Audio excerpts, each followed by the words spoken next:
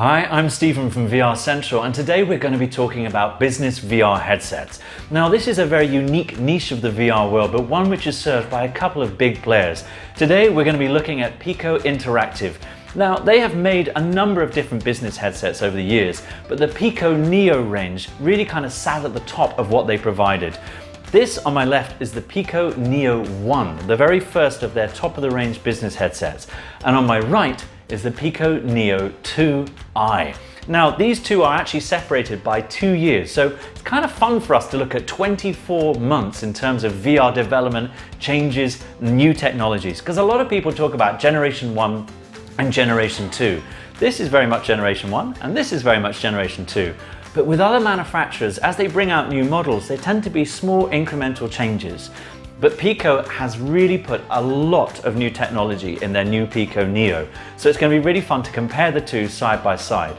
So starting with the Pico Neo 1, this came out around 2 years ago. We actually got to see it a little bit before that at CES in Las Vegas. It was a great headset, 6 degrees of freedom, controllers that also worked in that way as well, good quality screen, comfortable, well made. It was a little bit expensive, so for consumers it wasn't a natural choice. Business users definitely had a look at it, but it was very early days, and certainly a headset with all of that technology, it didn't really know where it sat in the market, but certainly it was an indicator of where things are going to be going. If you fast forward 2 years, you get to the Neo 2. Now, the Neo 2 packs in a lot of technology, especially in the eye version that we have here. So the eye version refers to the fact that it has inbuilt eye tracking. Now, this is really unusual on a mobile headset.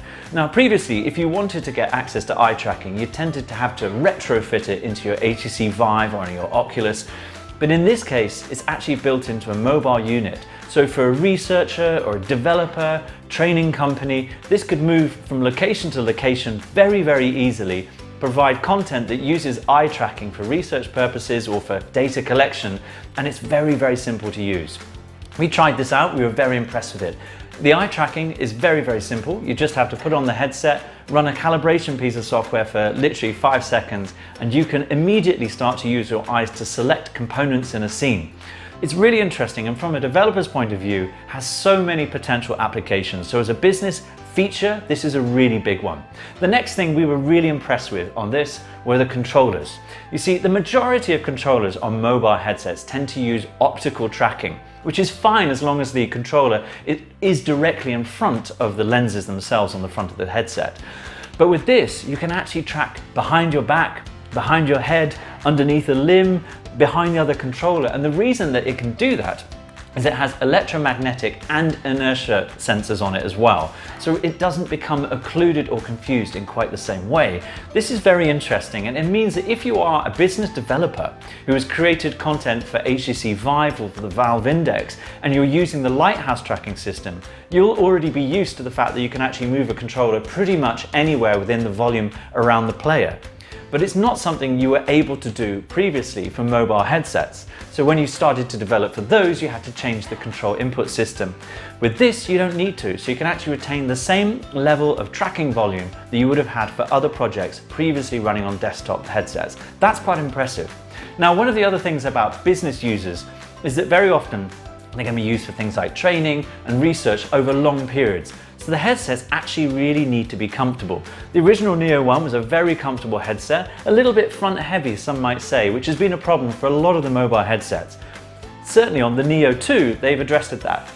And the way that they've done it is by putting the battery pack at the back and then just the screens and the processing at the front. This gives you a really nice 50-50 weight distribution. It's almost like talking about cars here, but having that weight distribution means that it really does sit naturally on the head. You can wear it and it doesn't feel heavy, it doesn't feel tilted towards the front. This is ideal for long periods. That's a good thing. The other thing that Pico's got really right on this is that the soft cushioning that they've used is actually a particular material that's wipe clean. Now, that might not mean too much. For a home user, they might be perfectly happy with a nice soft foam that they can use, and then perhaps they're not going to have to share it with somebody else. In the corporate world, in the training world, headsets tend to get shared around. So having something which is wipe clean is really, really important, especially in the world we live in right now.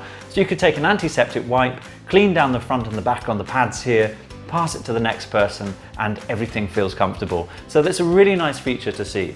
On the front of the device itself, obviously you have the cameras which are used for providing the tracking for 6 degrees of freedom, but just behind those you have a really good quality 4K screen.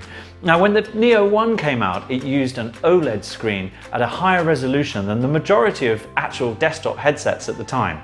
In the case of this one, they've gone to LCD, so it has a faster refresh, but it's a very good quality LCD with a 4K resolution. So you don't really suffer from any screen door effect at all. Very important if you want to be in VR for a long time, or if you're using VR to look at documents and things like that, or fine details, you want to have that resolution and the lack of screen door effect. A very, very nice screen, one that we found comfortable to use for long periods. Now there is one other component to this headset which we found really compelling, and that is wireless streaming from your PC. You see, if you take this headset and you combine it with an 802.11ad router, you can actually stream Steam VR applications directly to the headset and with very little latency. This is quite impressive. Now we have seen streaming to headsets before, but it tends to be via cable. For instance, with the Oculus Quest and the Quest 2, they're using a USB 3 cable to stream down through that cable. In this case, it is fully wireless. We didn't notice much latency at all.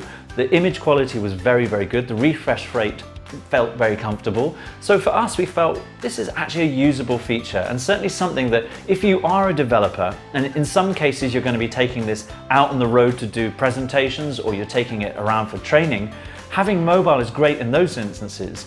But if you're a developer, having the ability to connect to a high-powered PC with a high-end GPU in it means that this is actually much more flexible. So therefore, again, something that's really suited to the average business user.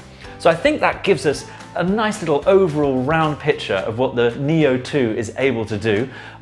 Obviously, as a business headset, it's not priced in the same way that a consumer headset would be.